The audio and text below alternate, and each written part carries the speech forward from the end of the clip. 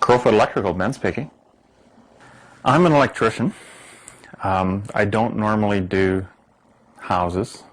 I do more of commercial, light industrial, automation, that kind of occupation portion of being an electrician.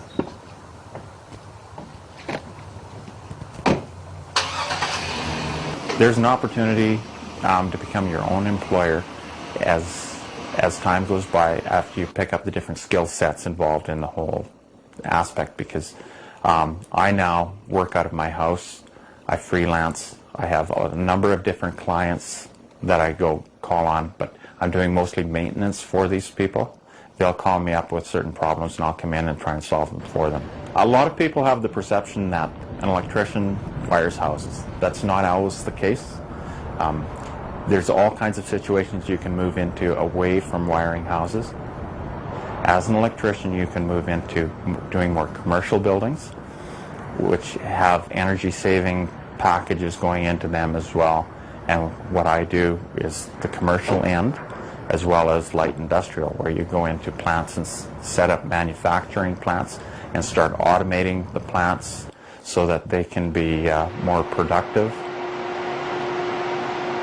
The line of work that I'm in, which is going, like I said, going into the industrial plants and that, you have to have a skill set that would be based on kind of like detective work, where you have to be inquisitive, you have to know how things work, so you have to have a mind that's open to different ideas, and you have to be able to communicate with the people who are actually working on the machinery itself.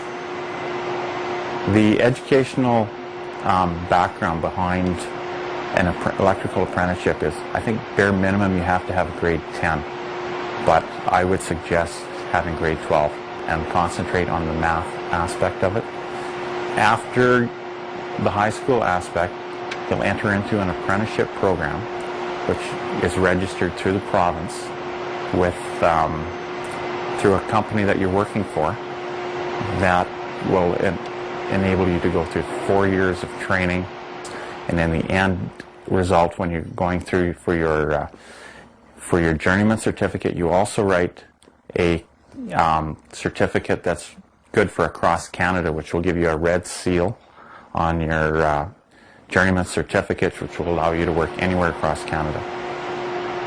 The apprenticeships are set up through the companies themselves that you work for, along with the apprenticeship board from Alberta, the provincial government, and when you go to school, you would go to a place like NATE or SATE. The pay structure is set up as increments of a journeyman's wage as you're going through your apprenticeship.